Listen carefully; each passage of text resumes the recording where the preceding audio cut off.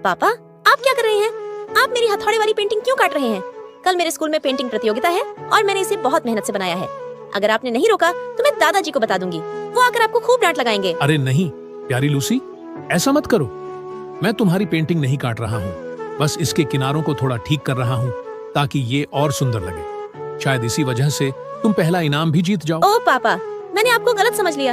आप तो कितने अच्छे हैं, लेकिन मुझे दुख होता है कि लोग आपकी अच्छाई पर भी लाइक नहीं करते। कोई बात नहीं बेटा, जो भी दिल के अच्छे लोग ये वीडियो देख रहे हैं वो जरूर लाइक करेंगे। तो दोस्तों, अगर आप रोनाल्डो के फैन हैं तो वीडियो को लाइक करें, चैनल को सब्सक्राइब करें और कमेंट में लिखें CR7।